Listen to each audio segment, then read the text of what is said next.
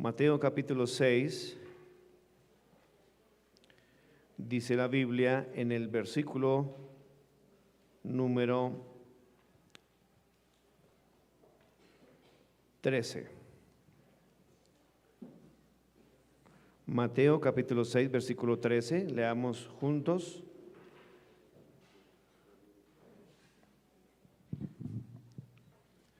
Si lo tiene, por favor, diga amén. Dice la Biblia: y no nos metas en tentación, mas líbranos del mal, porque tuyo es el reino, el poder y la gloria por los siglos de los siglos. Amén. Vamos a continuar con esta serie de estudios de la doctrina del pecado y vamos a considerar la siguiente medida que nos ayudará a evitar el pecado. Por supuesto, hemos estudiado acerca de algunas medidas ya que espero que usted cada día lo esté usando, esté aplicando estas verdades. La Biblia, hermanos, es suficiente para que usted y yo podamos vencer el pecado. Número 2, hemos estudiado acerca de la intercesión de Cristo por nosotros. Hemos estudiado, número 3, la morada del Espíritu Santo en nuestras vidas. Número 4, alejarnos de malas amistades y buscar amistades que nos sirvan de bendición para nuestras vidas. Pero hoy vamos a considerar la siguiente medida que nos ayudará a prevenir el pecado y por supuesto es la oración. Vamos a pedir a Dios que hoy nos ayude a entender la Biblia.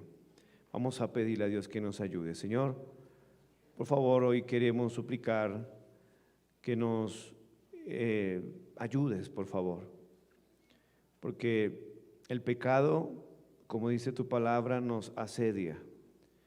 Pero hoy queremos suplicarte que nos permitas usar de estas herramientas, de estas medidas que tú nos dejaste a nosotros para ser cristianos victoriosos. Muchos cristianos, Señor, que desafortunadamente viven vidas fracasadas, vidas sin experimentar la promesa de que darías vida y vida en abundancia por causa de que no han aprendido, no han entendido la importancia de lidiar, de tratar con el pecado cada día, Señor.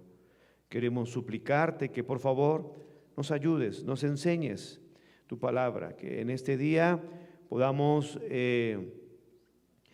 Señor, asimilar tu palabra y poder entenderla para poder obedecerla y poder tener una bendición para nuestras vidas. Señor, gracias por este tiempo. En el nombre de Cristo oramos. Amén. ¿Puede sentarse?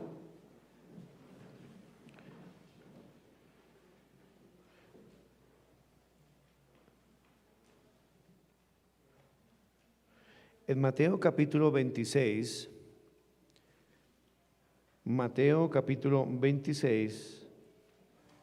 en el versículo 41, vemos esta verdad que mucho cristiano se le olvida cada día. Dice la palabra de Dios, el Señor Jesucristo iba a orar en el Getsemaní antes de su crucifixión, y Él dice en el versículo 41, velad y orad, ¿para qué? Para que no entréis en tentación. Mucho del fracaso de los cristianos se debe a la falta de oración. En el momento de la presión, en el momento que, como dice Efesios 6, el día malo llega, las acechanzas de Satanás. Hermano, usted no puede ignorar las acechanzas de Satanás. Satanás le odia a usted. Satanás odia a su familia, Satanás odia a su matrimonio, Satanás odia a la iglesia, Satanás odia a los predicadores, Satanás odia a su pastor. Y muchas veces, hermano, descuidamos esto, la oración. Velad y orad, ¿para qué? Ay, es que no pude resistir. No, es que no oró. Cada mañana, hermanos, usted debe hacer una oración sin cesar, una oración urgente, desesperante. Antes de orar para que Dios le provea, hermano, Dios sabe qué necesita usted. Pero lo que deberíamos orar urgentemente es porque no caigamos en pecado. Que oremos urgentemente en la mañana. La primera oración es diciéndole: Señor, por favor, guárdame de la atracción del mundo. Dame un discernimiento, como estudiábamos ayer en el liderazgo. Discernimiento, abstenerme de toda especie de mal. Porque muchas veces el cristiano, por causa de que, número uno, estudiamos, no lee la Biblia suficientemente, no se empapa de la palabra de Dios, es ignorante. Satanás viene con el mundo, lo engaña y dice que cada uno de su propia concupiscencia es atraído, es seducido. Hermano, o sea, el pecado es Satanás, el mundo es engañador. Cuando ve a un cristiano sin Biblia, sin conocimiento, sin oración, sin congregarse, es un cristiano, hermanos, que va a estar muy susceptible al engaño. Por eso debemos velar y orar para que no entréis en tentación. La clave de la vida cristiana es evitar, como dice aquí, entrar en tentación. En el modelo de oración que estamos leyendo en Mateo 6, Él enseña a orar a sus discípulos y diciendo: mire, no nos metas o no permitas o ayúdanos a no entrar en tentación. Inclusive hasta los católicos rezan eso y después se van a tomar. Ellos no entienden eso. Ellos repiten eso como loros, pero no entienden nada de lo que hay ahí. Pero muchas veces el cristiano es igual. El cristiano sale a enfrentarse a un monstruo, al mundo, a Satanás, a él mismo, sin ninguna protección, sin ninguna preocupación. Irresponsablemente salen los jóvenes. Usted envía a sus jóvenes no sé, a su colegio, a su trabajo, y los envía desprotegidos, los envía, hermanos, como ovejas al matadero, sin orar, sin decir: Señor, guárdanos. No esté orando solamente: Señor, protégeme de accidentes, guárdame de peligro, de robo. Eso es importante, pero más que eso es el pecado. Más que eso es el pecado. Usted no puede controlar a las personas de allá afuera. Usted no puede controlar eso, pero sí puede controlar su corazón, pidiéndole a Dios que le ayude, pidiéndole a Dios que trabaje en su vida. En enseñanza anterior hicimos la introducción de este asunto examinando las palabras del texto. ¿Recuerda de Romanos 8:13? ¿Recuerda? Si por el Espíritu hacéis morir las obras de la carne, viviréis. Claro, en este punto, en este capítulo, fijaremos nuestra atención en una declaración importante señalada con anterioridad. Los creyentes verdaderos, quienes definitivamente son libres del poder del pecado, de su esclavitud, deben ocuparse a lo largo de toda nuestra vida en la mortificación del poder de pecado. Y para eso está la oración. Velad y orad para que no entréis en tentación. Y para no entrar en tentación hay que mortificar la carne, es decir, debilitarla. ¿Recuerda? Quitarle poder a la carne, quitarle, mire, usted sabe, usted se conoce, esos deseos que hay en usted y en mí en pecar, eso hay que mortificarlo, eso hay que debilitarlo. Ese deseo de mentir, ese deseo de ver incorrectamente mujeres que no son su esposa, ese deseo de ira, ese deseo de venganza, ese deseo de hacerle mal a la gente, ese deseo tiene que ser mortificado, y para eso está la oración. La oración no está para torcer del brazo a Dios, la oración es para torcer nuestra voluntad en ese sentido, hacerla humillar, morir nuestra voluntad, y que nuestra voluntad, nuestro deseo se conforme o se conviertan en el deseo de Dios. Leemos en Colosenses 3:5, dice la Biblia, Colosenses capítulo 3, versículo 5, Cada cristiano debe ocuparse a lo largo de todas sus vidas, vuelvo y le digo, no ocuparse a otra cosa más importante que mortificar el poder del pecado que todavía permanece en nosotros. Pablo lo repite esta verdad, exhorta a los colosenses aquí en Colosenses 3:5. Esa rebeldía que, mire hermanas, yo no estoy aquí para ofenderles, solamente quiero enseñarles lo que la Biblia habla de ustedes y de nosotros. El hombre generalmente es tosco. Por eso Dios manda a amar a su esposa. Entonces cada día tiene que hacer morir ese egoísmo, ese deseo de maltratar a su esposa. Y la mujer por naturaleza es rebelde, hermana. Yo no le estoy tratando mal, no, simplemente estoy diciendo lo que la Biblia habla del hombre, habla de la mujer. Por eso Dios manda a la mujer a ser obediente, sometida a su esposo. Entonces usted tiene que cada día mortificar eso, porque usted no quiere someterse a su esposo. El hombre no quiere amar a su esposa. Pero eso es falta de crecimiento espiritual, es falta de buscar a Dios. Generalmente el joven es rebelde a sus padres. ¿Quién no? Entonces lo primero que Dios obra en la salvación, el fruto más evidente de un joven que es salvo, es que se somete a sus padres. Pero aunque es salvo y él quiere someterse a sus padres porque Dios puso en él el querer, ahora a través de su crecimiento espiritual tiene que poner, Dios quiere poner más bien el hacer. El joven es rebelde por naturaleza. Ahí el joven cristiano que entiende esta lucha tiene que hacer morir lo terrenal en él. Lo que dice Colosenses 3:5. Haced morir pues lo terrenal. Dígame que naturalmente cada persona no quiere perdonar, ¿sí o no? Y quiere quedarse ahí con esa amargura, resentimiento, volver a sentir lo mismo que sintió en el momento hace 30 años cuando lo ofendieron.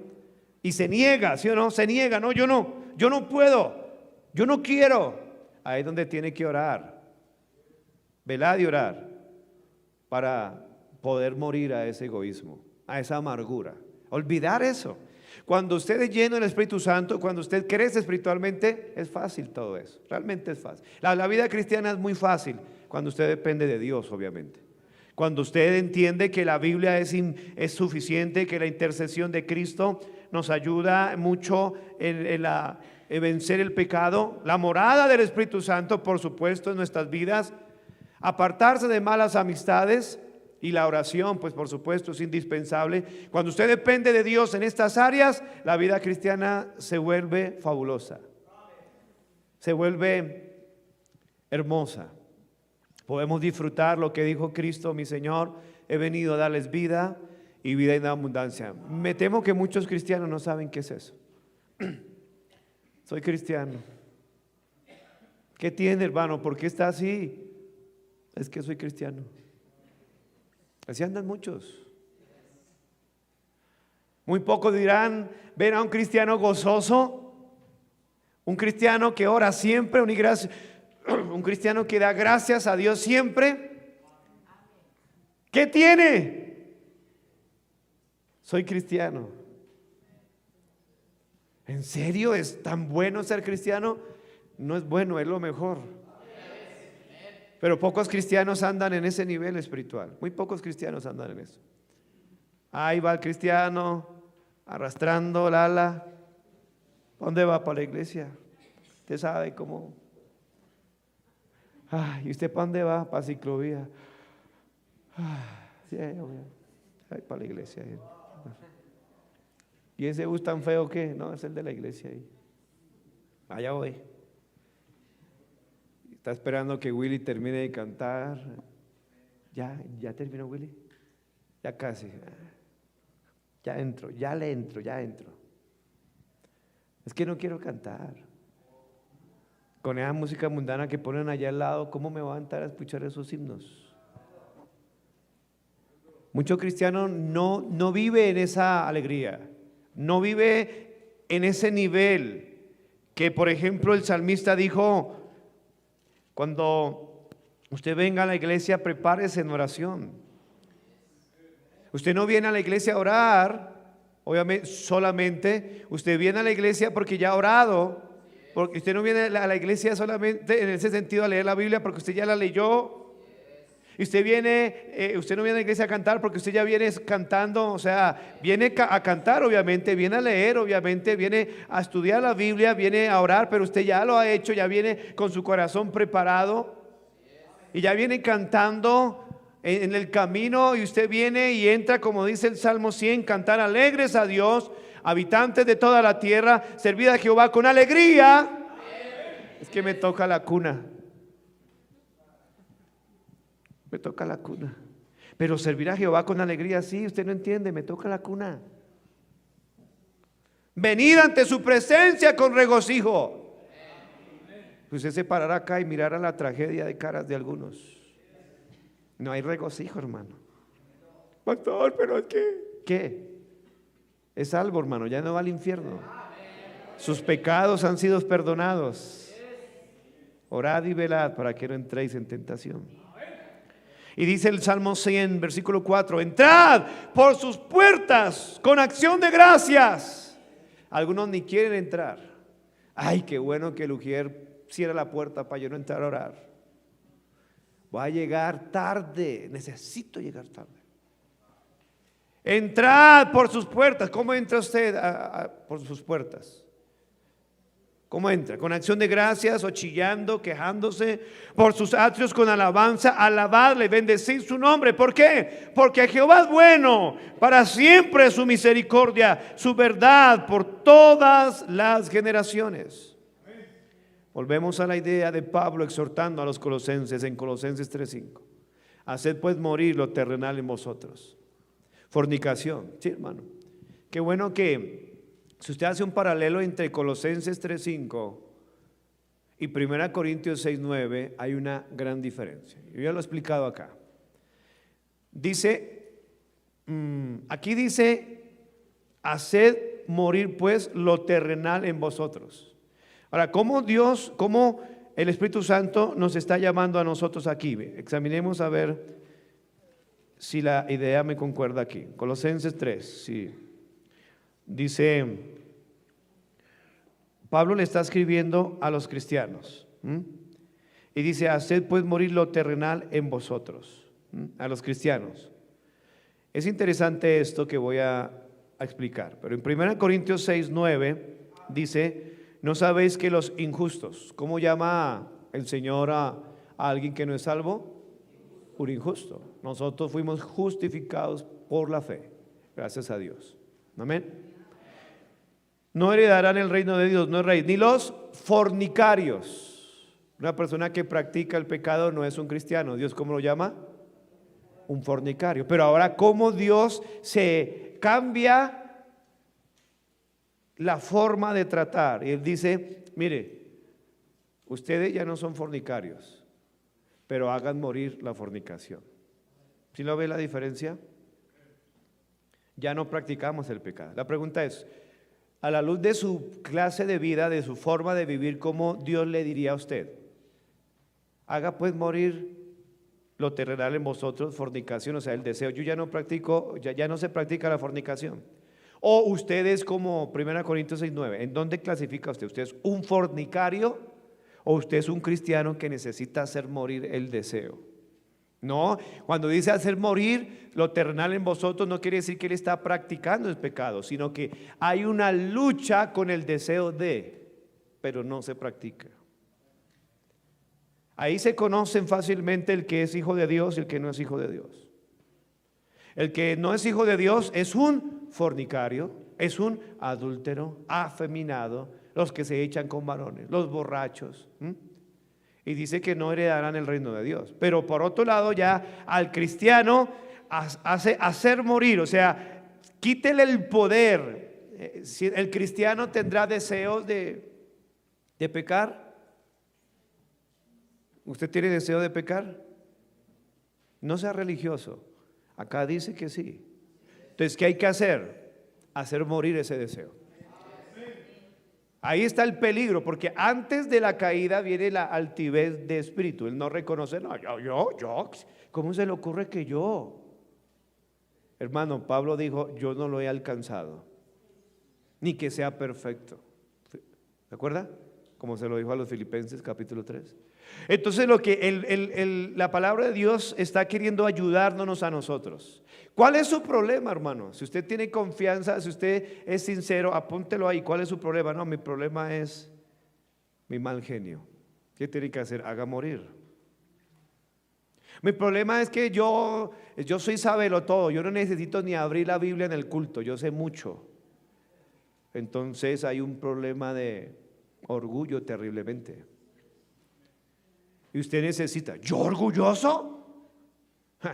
No hay nadie como yo no soy orgulloso. Yo ya he leído todo eso, yo ya me sé todo eso. Todo eso que está diciendo el pastor, hermano, yo pudiera pasar y explicarlo mejor. Es más, tengo un mensaje que se llama 7 claves para ser humilde como yo. Usted necesita reconocer que usted está muy mal con Dios.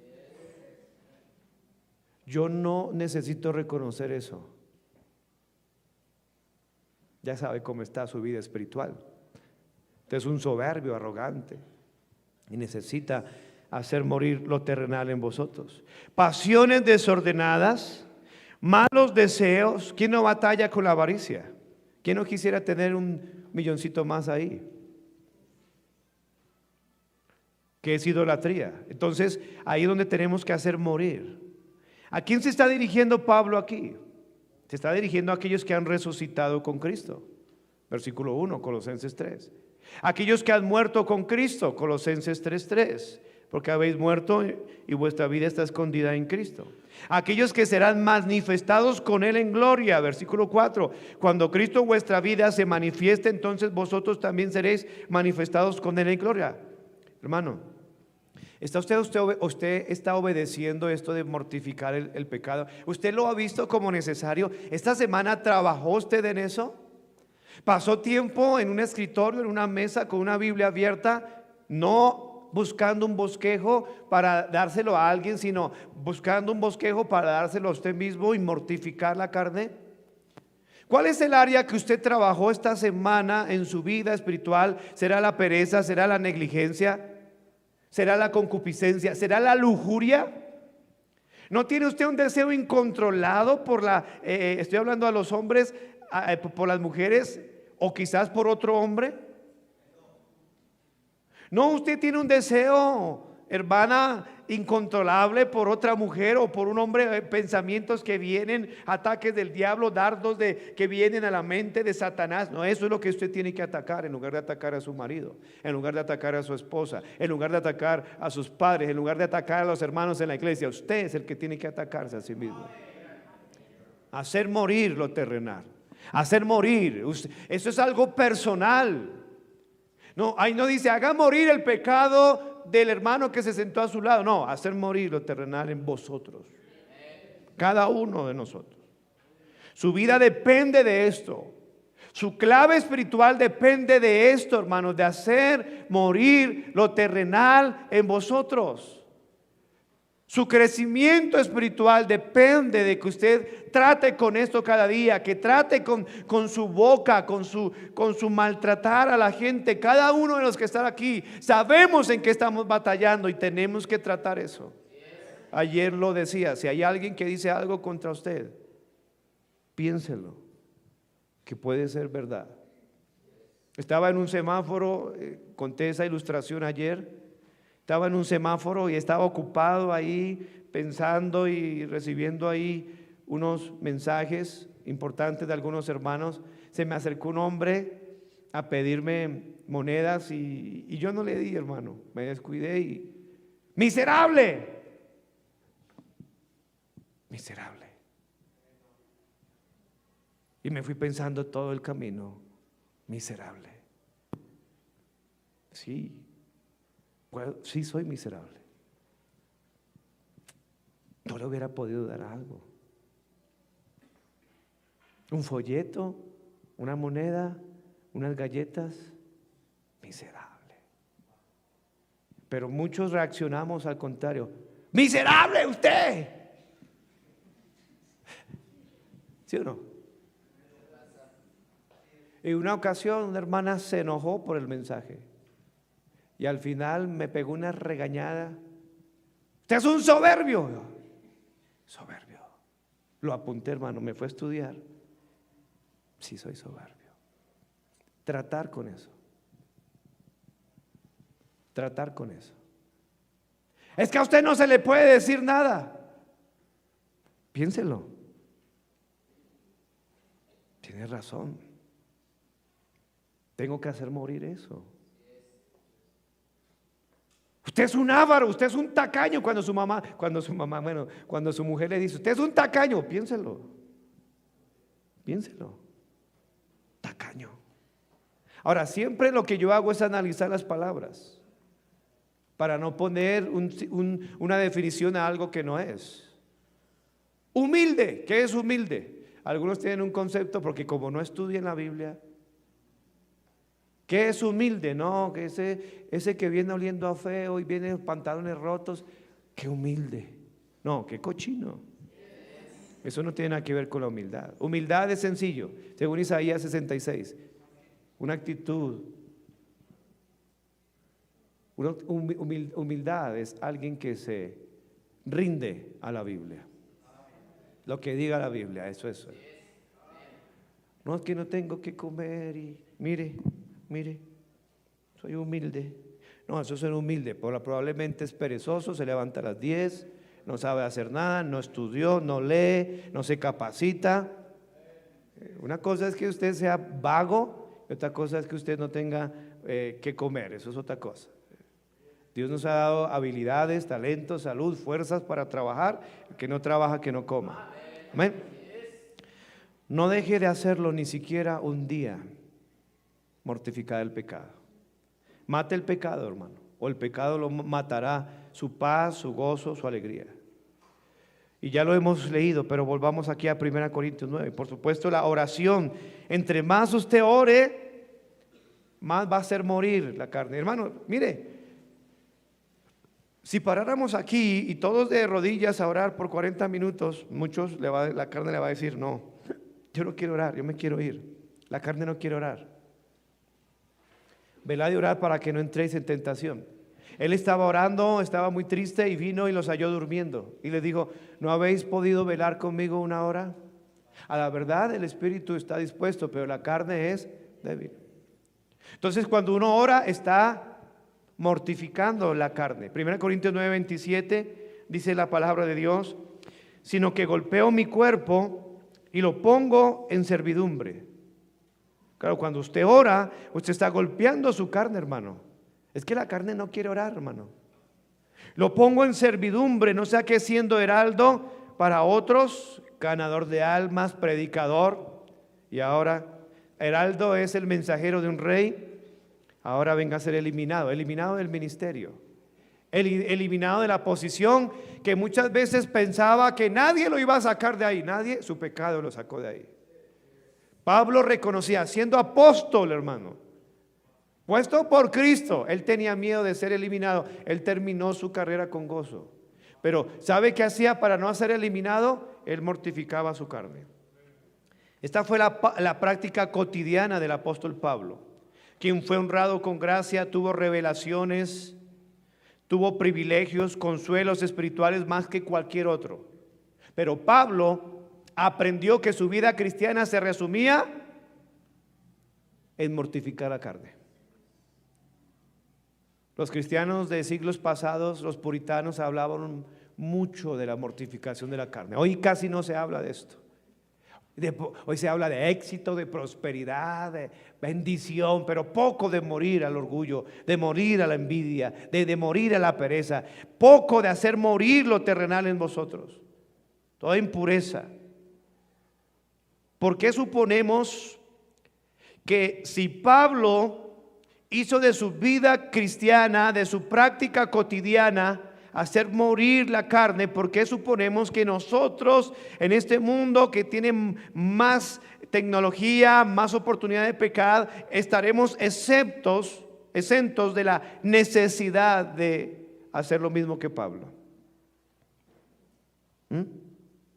Cada vez que enfrentamos a una tentación tenemos que clamar a Dios. Ay, Dios mío, ayúdame. Me metí por esta cuadra, Señor, ayúdame, guárdame mis ojos. Llegó una mujer mal y Señor, ayúdame. Se sentó alguien al lado mío, yo, Señor, ayúdame. ¿Me entiende? Los computadores de la casa deben tener filtros, deben tener toda esa clase de cosas.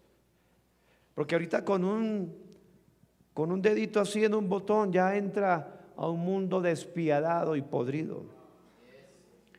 En Hebreos capítulo 4, versículo 16. Hebreos 4, 16 dice la Biblia, hablando de clamar a Dios por ayuda. Él nos va a ayudar, hermano. El problema es que no oramos. El problema es que no estamos conscientes del peligro que hay. Bombardeos por todo lado. Cuide su familia, cuide su hogar, cuide su matrimonio de que no entren pecados. Y cuando se sienta enfrentando a una tentación, clame a Dios, joven, clame a Dios, jovencita, clame a Dios, varón. Acerquémonos pues confiadamente al trono de la gracia para alcanzar misericordia y hallar gracia para el oportuno socorro. Cuando alguien está en problemas, pide socorro, ayuda, ayuda, ayuda. Pues nuestro socorro viene de Jehová, hermano. Él nos dará fuerzas para vencer. Él nos dará el poder para decirle no voy a esa fiesta. Usted que es recién convertido, ahorita que va a enfrentar este mes de noviembre, diciembre, tiene que clamar a Dios, nuevos convertidos. No me voy a tomar una cerveza, no me voy a tomar un vino, ni siquiera al 24 a medianoche. No, Señor, socórreme. No quiero volver a lo mismo. No quiero destruir mi vida, no quiero destruir mi hogar, no quiero destruir mi salud. No. 1 Corintios 10:13 dice la Biblia, no os ha sobrevenido ninguna tentación que no sea humana. Eso quiere decir que hasta la tentación no es pecado, pero entrar en ese ambiente, en esa esfera de tentación, ahí está el pecado. Llega el mensaje ahí, usted está ahí, ¿lo veo o no lo veo? Hasta ahí no es pecado, pero una vez que usted entró en ese ambiente. Por eso tenemos que quitar de nuestra vida esa gente, esas personas que nos incitan a pecar.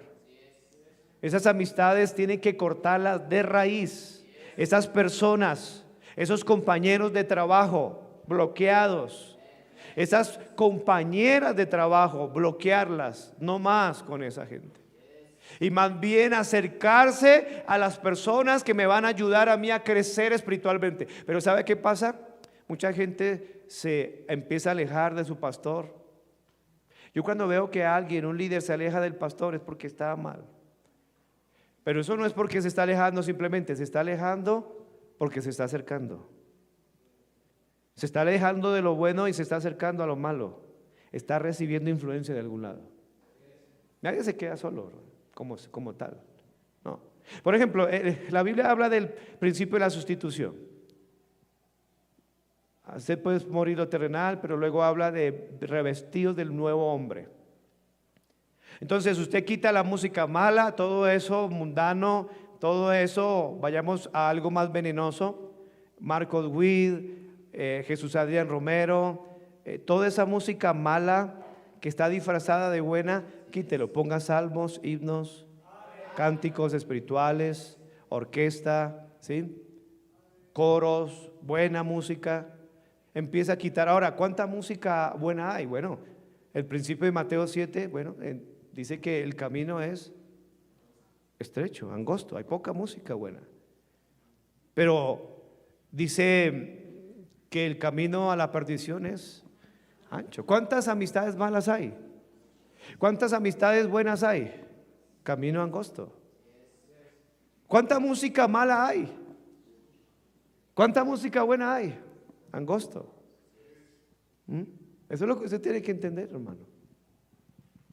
No es variedad, hermanos, es calidad. La vida cristiana. Dice 1 Corintios 10:13, no os ha sobrevenido ninguna tentación que no sea humana. ¿Pero qué? Pero fiel es Dios, que no os dejará ser tentados. Es decir, Él está dispuesto a ayudarnos. Pastor, es que no pude evitar. No, es mentira, es que usted no oró. Él no nos dejará ser tentados más de lo que podáis resistir. Señor, quita este sentimiento que tengo, que está mal contra esta hermana o contra esta persona. Si usted es soltero y no, Señor, yo no quiero esos sentimientos. Yo quiero que tú me des una esposa basado en convicciones, no en sentimientos, Señor. Quita esto de mi mente, sea sincero con Dios. Quita esto, quita ese pensamiento incorrecto. Usted que es esposo, mire, vayamos a la realidad del día, hermanos, y no ocultemos nada. Estar comparando a su esposo con otro, estar comparando a su esposa con otra, ya, deje en su mente, dígale, Señor, eso es pecado, por favor, quita ese pensamiento incorrecto de mi mente, ese pensamiento adúltero. Hacer morir eso. Él no nos dejará ser tentados más de lo que podáis resistir, sino que dará también juntamente con la tentación la salida para que podáis soportar. José tuvo esa tentación. La mujer del egipcio no era cualquier mujer. Parece ser que era una mujer muy atractiva, pero él tenía temor en su corazón. ¿Cómo pudiera yo pecar contra mi Dios? Y él salió corriendo. Si tratamos de resistir por nuestra fuerza, hermanos, el pecado tiene más fuerza que su fuerza. El mundo tiene más fuerza que su fuerza. Satanás, por supuesto, tiene más inteligencia que la poca que usted tiene. Lo más inteligente que usted y yo tenemos es el celular. Y algunos es lo único que tienen. Satanás es astuto. Dice el diablo que los engañaba. Él es el maestro del engaño. Ahora, en Romanos capítulo 3, ay, hermano, se le activó la alarma, tiene que despertarse. Hebreos 3, sí. Buenos días, hermano. Hebreos 3, versículo 12. Despiértese, es hora de terminar el mensaje. Hebreos 3, versículo 12. Dice la Biblia, Hebreos 3, 12. ¿Lo tiene? Mirad, ¿a quién está hablando? A hermanos. A hermanos. Que no haya en ninguno de vosotros corazón malo de incredulidad para apartarse del Dios vivo. Antes exhortaos los unos a los otros cada día, entre tanto que se dice hoy, para que ninguno de vosotros se endurezca por el engaño del pecado. El engaño del pecado. Cuando usted no aprende, usted no tiene discernimiento espiritual, usted va a abrazar el pecado como si no lo fuera. Hay tanta gente que esa es su condición espiritual. Están engañados, ellos dicen que están bien. Yo estoy bien, a mí me están calumniando. No, hermano, está mal. Su matrimonio está mal. Su actitud está mal. Su respeto hacia los demás está mal. Su devoción está mal. ¿Sabe que detrás de una persona que está totalmente rebelde en su intimidad hay inmoralidad sexual? Generalmente, hermano, cuando se levanta un lobo rapaz en contra del pastor de la iglesia, casi siempre son adúlteros, hermano. La mayoría de veces tienen su problema, y como están ofendidos porque no le aplauden su pecado y porque le condenan su pecado, siempre, la mayoría de veces hay algo podrido ahí. La obra de Dios, la llenura del Espíritu Santo, son de gran necesidad en el camino de la santificación. Pero la oración es esencial para una vida controlada por el Espíritu Santo. Te lo repito, la palabra de Dios, la llenura del Espíritu Santo son de gran necesidad en el camino de la santificación. Pero la oración es esencial para una vida controlada por el Espíritu Santo. En Mateo 22:29 el Señor Jesucristo respondió a estos fariseos y le dijo: erráis ignorando las Escrituras y el poder de Dios. Los sábados empezamos una serie hermosa, hermano. Le animo a que venga, basándonos en la exposición de la primera carta a los tesalonicenses, pero hay un desconocimiento del poder de Dios en estos días. Y sabe que el poder de Dios principalmente actúa para que usted pueda vencer el pecado. Hermano, es que el pecado no se puede vencer sino con el poder de Dios. Por eso es que la ley no puede, ninguna religiosidad puede salvar, regenerar a nadie. Solamente el poder de Dios, que se necesitó para resucitar a Cristo, es el mismo que está disponible para cada cristiano hoy poder vencer el pecado. Usted piensa que para dejar el vicio, para dejar la marihuana, para dejar el alcohol, usted piensa que se necesita solamente si uno tiene fuerza de voluntad.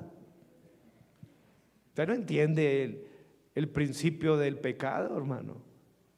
Es esclavitud. Nadie puede soltarse por sí mismo del yugo del pecado. Necesita el poder de Dios eso.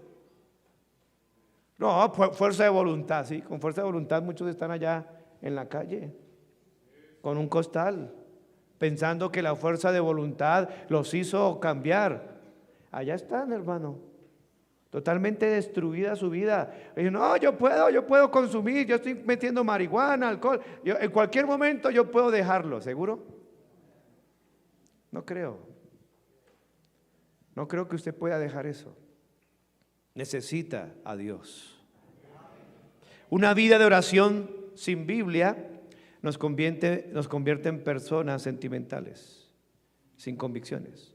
Pero una vida llena de escritura sin oración nos hace personas insensibles.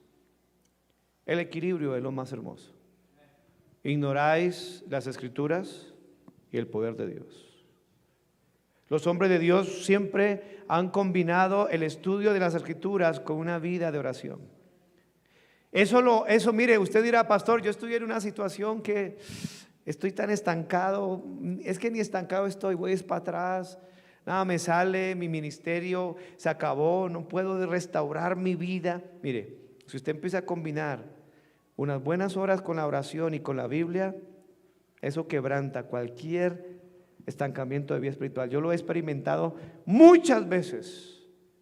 Apartarme con Dios, con mi Biblia, mis estudios y oración, combinado con lágrimas, con confesión, con examinarse, derramar el corazón. Cuando usted agarra una jarra y usted quiere limpiarla, usted la voltea hacia abajo, bota todo lo que hay ahí. Usted bótese ahí, abra su corazón y ponga todo delante de Dios. Aquí estoy, mire todo esto, aquí estoy, Señor.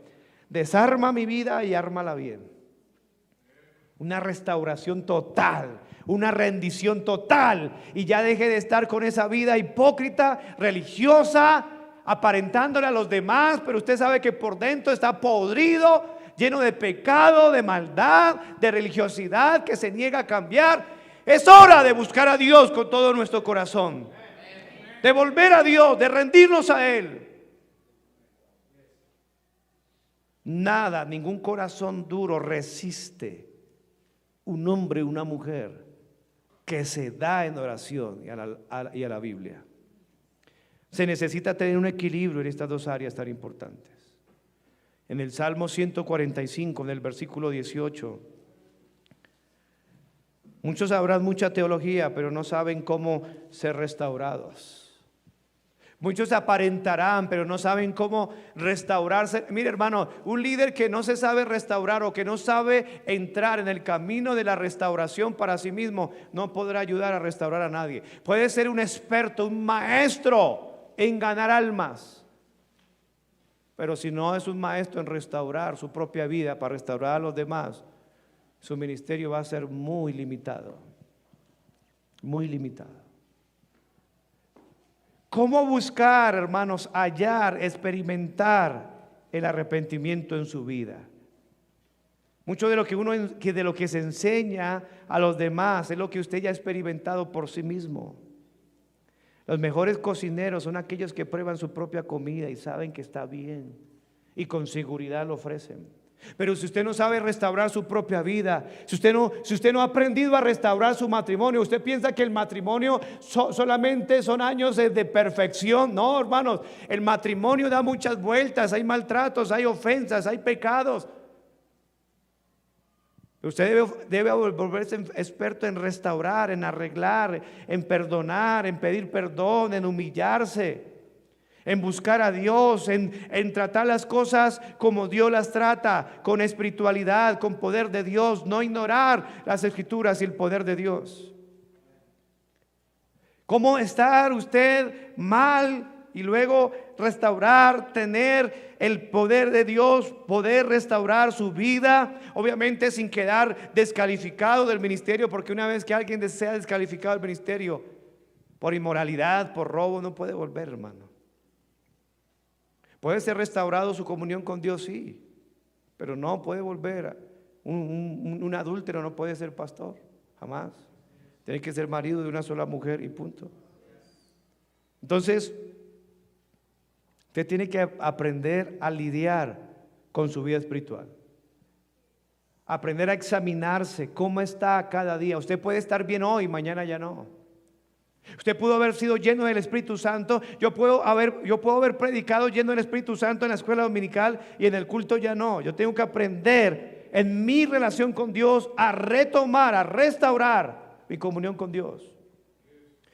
Esa es la virtud de un anciano, de un hombre maduro, que sabe tratar, lidiar con sí mismo, con su carácter, con sus pensamientos, con sus sentimientos, ser sincero con Dios y pararse delante de la gente con seguridad, porque Dios le ha perdonado, porque Él ha buscado a Dios, porque Él ha estado en su presencia. Cercano está Jehová a todos los que le invocan.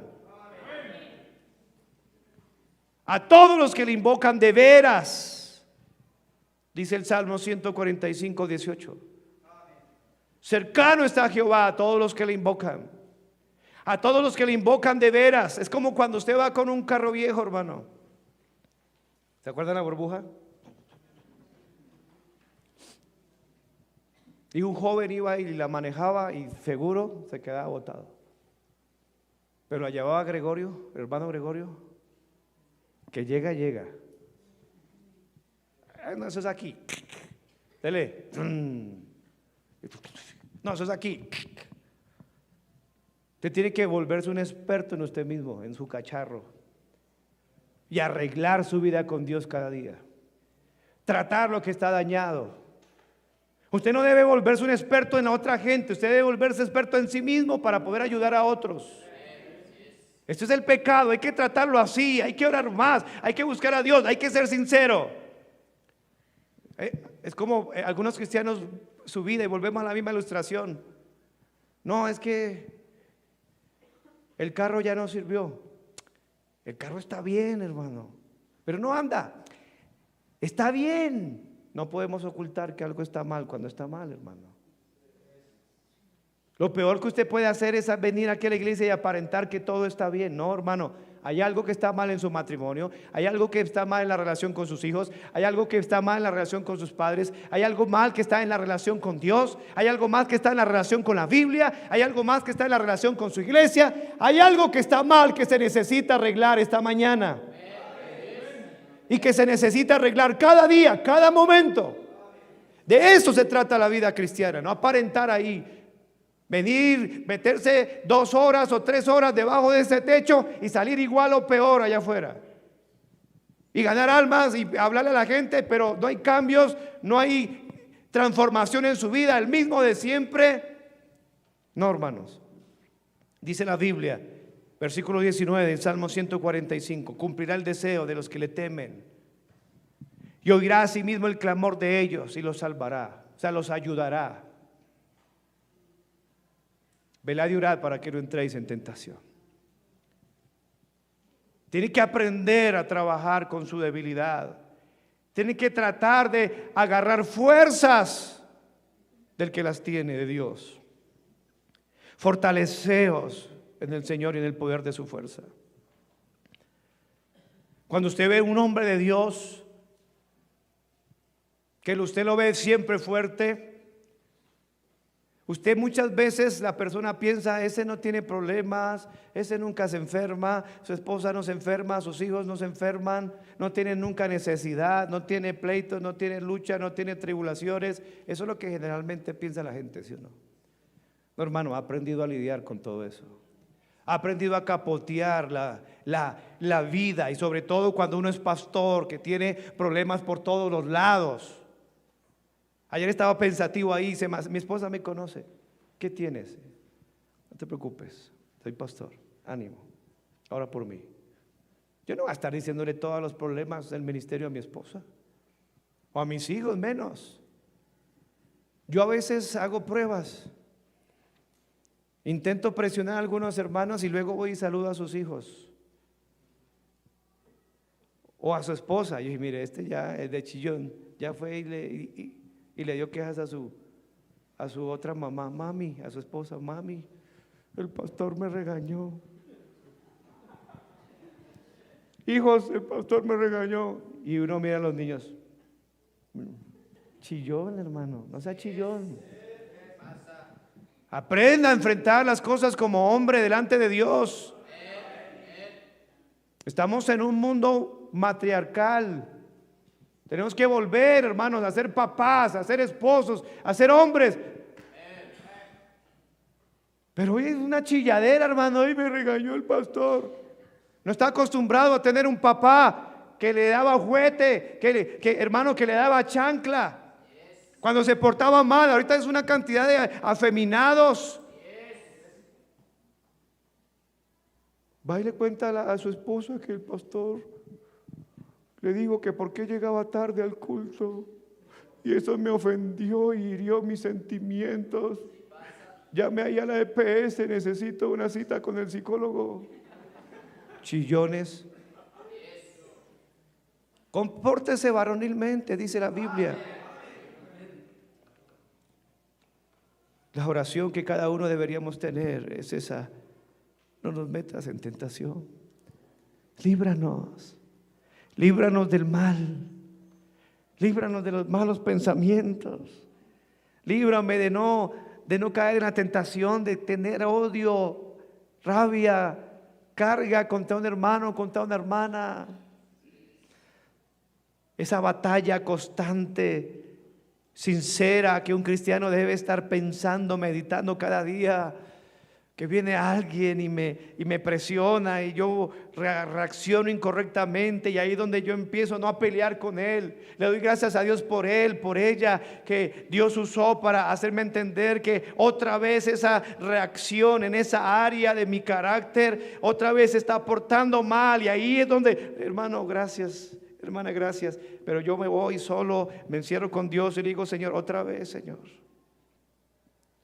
Otra vez está este aspecto de mi mal carácter, este aspecto de mi forma de hablar, está otra vez reaccionando mal, Señor, y no como tu Espíritu Santo debería, me manda, como tu palabra me manda. Las personas que han dejado impresión más profunda en esta tierra, maldita por el pecado, y que logran ganar las batallas campales en contra de la maldad, han sido hombres y mujeres común y corriente, pero entregadas a la oración. Esa es la gran diferencia. Eran personas así como Elías, que él batallaba, dice la Biblia, que es semejante a las pasiones, pero un hombre de oración, oraba fervientemente. Abraham era un hombre de oración también. La oración de Jacob fue contestada en Peniel, que dio como resultado gran bendición con su hermano Esaú. El niño Samuel, Dios oye, nació a la respuesta a la oración de Ana, su mamá. La oración de Elías cerró el cielo por 3 años y 6 meses. Cuando oró otra vez, los cielos dieron su lluvia. La Biblia dice: Elías era un hombre sujeto a pasiones semejantes a las nuestras, y oró fervientemente para que no lloviese, y no llovió sobre la tierra por 3 años y 6 meses. Alguien dijo que la mayoría y la gran cantidad de tragedias de los cristianos tienen un problema: la falta de oración. No llovió sobre la tierra por 3 años y 6 meses. Y otra vez oró, el cielo dio lluvia y la tierra produjo su fruto. Santiago 5, 17 y 18. Podemos ser tentados a pensar que estos hombres eran diferentes que nosotros. Cierto que algunos quizás por la falsa doctrina muchas veces de las escuelas dominicales de los niños, presentando a Sansón como un físico-culturista así. Si usted vote eso es mentira. Sansón no tenía fuerza porque tenía músculos. Sansón era como cualquier otro. Sansón tenía la fuerza por la obra del Espíritu Santo. O que miran a Abraham o a Moisés como hombres supremamente, no hermanos, eran normales, simplemente eran de oración. Eran semejantes, dice aquí. Nos engañamos y pensamos así. Todos ellos estaban sometidos a pasiones semejantes a las nuestras. Lo que diferenció fue su fe, su creencia en la oración. La fe comienza cuando ya no confiamos en nuestras fuerzas. La fe comienza cuando ya no confiamos en nuestras fuerzas. Hay mucho cristiano autosuficiente. ¿Sabe por qué usted no ora? Porque es autosuficiente. Por eso Dios tiene que humillarlo. Por eso Dios tiene que quitarle todo. Algunos están ahí, todos fuertes, autosuficientes. Tengo mi trabajo, tengo mis ahorros, tengo mi tarjeta, tengo mi casa, tengo mi carro. Llega a la casa y no ora, se levanta, no ora. ¿Por qué? No necesita a Dios. Pero espere que se le quite todo. Y ahí sí se acercan al pastor, pastor, ore por mí. No que no, super macho. No que no. No que no necesitaba. Pastor, ¿será que puede? Hermano, nunca. Siempre allá, alejado, y una vez que tuvo problemas, dice, pastor, ore por mí, ore por mí. Por supuesto que va a orar por usted. Pero aprenda la lección, cuando tenga, no siga soberbio, humíllese, sígase humillando, sígase humillando. Pastor, parece que tengo un tumor. Pero usted nunca venía a la oración del sábado, porque ahora sí viene. El tumor. ¿Por qué buscar a Dios hasta que pase eso? Satanás le dijo a Dios, ¿sabe qué? Quítele todo a Job y verá cómo blasfema. El Señor sabía quién era Job. Hermano, tenía 10 hijos al comienzo y todos los días ofrecía sacrificio por cada uno. 10 sacrificios de domingo a domingo. ¿Era un hombre de oración o no? Claro, él sabía. Satanás, Dios permitió que le quitara sus hijos, que le quitara sus empresas, su trabajo, su salud. Pero ¿sabe qué no le pudo quitar? A su Dios. Pero muchos hermanos de los que están aquí, cuando todo está bien, Dios para un lado, para un lado. Es que estoy trabajando y no pudo haber orado, estando 2, 3 días en ayuno para que yo le diera un buen trabajo y quebrantar esa carne.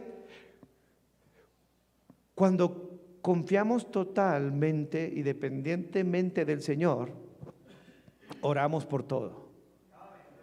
Un cristiano que no ora es porque confía en sí mismo, porque confía en su trabajo, porque confía en sus esfuerzos, en su inteligencia.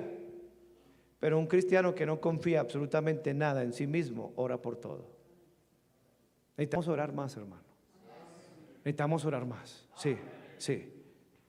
Cuando Pablo vino un mensajero de Satanás y él dice que rogó al Señor que se lo quitare 3 veces, ¿recuerda? Por allí por 2 Corintios 12. En el versículo 9 Pablo dice, y me ha dicho, bástate mi gracia. O sea, yo no le voy a quitar ese aguijón. Yo no le voy a quitar esa enfermedad. Yo no le voy a quitar ese problema. Yo no le voy a quitar esa situación. No se la voy a quitar. Porque esa situación es lo que lo ha llevado a que usted esté aquí. Esa situación es la que lo ha llevado a que usted ore y lea la Biblia, porque si le quito esa situación, usted ya no va a necesitar a Dios. Bástate mi gracia, porque mi poder se perfecciona en la debilidad. Por tanto, de buena gana me gloriaré más bien en mis debilidades, para que repose sobre mí el poder de Cristo. Por lo cual, por amor a Cristo, me gozo en mis debilidades, en afrentas, en necesidades, en persecuciones, en angustias, porque cuando soy débil, entonces soy fuerte. Entonces la oración es depender de Dios solamente. La oración entonces no es como algunos piensan, que solamente es pedir y recibir. No, la oración es una evidencia de que usted está dependiendo de Dios totalmente y que renuncia a confiar en otra persona, sino solamente en el Señor. Pero sin fe es imposible agradar a Dios, porque Dios lo ha permitido a estar en escasez, porque usted toda la vida se la pasó confiando en usted mismo o en alguien más. Pero espere que eso se ha quitado y verá que usted tiene que enfrentar a un nivel mayor de espiritualidad. Ya no depender de este, del otro, del préstamo, de aquí, de allá, sino de Dios en rodillas. Señor, no tengo a nadie más. No tengo a nadie más, Señor. Todo el mundo me ha cerrado las puertas, y qué bueno que usted esté camino a enfrentarse a eso, ¿sabe? Está camino a madurar. Está camino a ser un hombre o una mujer de Dios. Cuando nadie más me dio la mano, cuando nadie más, todas las puertas se cerraron. Parece ser que ni mi pastor me ayuda, que ni ora por mí. Parece que ya no me quiere. Deje de ser nené consentido. Es hora que usted madure. Nadie lo va a ayudar, nadie, para poder terminar donde debería haber empezado, buscando a Dios. Buscando a Dios. Es imposible agradar a Dios sin fe, porque es necesario que el que se le acerca a Él crea que le hay. Él es real, hermano.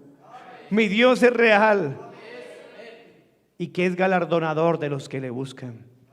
Por nada estéis afanosos, sino sean conocidas vuestras peticiones delante de Dios con toda oración y ruego y con acción de gracias. Un hermano afanado, preocupado, angustiado, no es una persona especial. Hay gente que llega ahí cojeando y ¿qué tiene? Estoy mal. No, es un cristiano que no ora. Todos la tenemos igual, todos. Todos la tenemos igual, hermano. Porque otros aparentan que no necesitan nada, porque ellos tienen todo por su oración. Un hermano angustiado es un hermano que no ora. Lo dice Filipenses 4:6. Si tenemos angustia por algo, el único remedio para combatir eso es caer de rodillas y permanecer ahí un buen tiempo. Un buen tiempo. Por eso, qué bendición las pruebas, qué bendición la escasez, qué bendición la enfermedad. Allí cuando Job dijo: de oídas te había oído, pero ahora mis ojos te ven. Él tenía comodidad y todo, y después Dios le dio el doble. Dios no le quitó a él eso para vengarse de él, no, para que él le conociera. Ahora mis ojos te ven. Ahora sé quién eres, Señor. En medio de esa sarna que le vino, tuvo un funeral el mismo día, 10 cajones, quedó en la ruina total, pero él dijo: ahora mis ojos te ven. De oída solamente te había oído, como muchos cristianos. Saben mucha teología, pero no saben quién es Dios. No le conocen a Él personalmente. Hasta dónde Él puede llegar conmigo, qué es lo que quiere hacer conmigo. Hay jóvenes tan lejos de Dios que ni saben cuál es su futuro. Alguien que conoce a Dios sabe claramente de dónde viene y para dónde va. Sabe el propósito exacto en cada área de su vida, porque se lo ha preguntado a Dios. En lugar de estar metido en YouTube, en redes sociales, con malas amistades, en juegos tontos, debería estar de rodillas como Daniel, un joven de 17 años orando, y después a los 85 años orando todavía. En Babilonia no había una iglesia, Todo era mundo. Y ese hombre, aunque estuvo en Babilonia, Babilonia no estuvo en él. Fue un hombre de oración, oraba 3 veces al día, hasta el final de sus días. Pero muchas veces nosotros no oramos. Ese es el problema cristiano. Pastor, en mi caso, oración, hermano. Y en su oración, hermano. Más oración, hermano. Métale más oración a su vida y verá cómo cambia. La oración es fundamental. Velad y orad para que no entréis en tentación. Señor, gracias por tu palabra. Te necesitamos más que nunca. Necesito cultivar mi vida de oración. ¿Cuál es su altar en su casa, hermano? ¿Cuál es el lugar secreto? ¿Cuál es el lugar donde usted entra, cerrada la puerta, ora a tu Padre que ve en secreto? Tu Padre que está en secreto y tu Padre que ve en secreto te recompensará en público. Hermano, lo que usted y yo hacemos en secreto va a salir a luz. Y la vergüenza de su pecado está saliendo a luz, porque eso es lo que usted hace en secreto. Si usted orara más en secreto, Dios le recompensaría en público. Todo empezó, hermano, cuando descuidó su vida de oración. Su tragedia, su fracaso,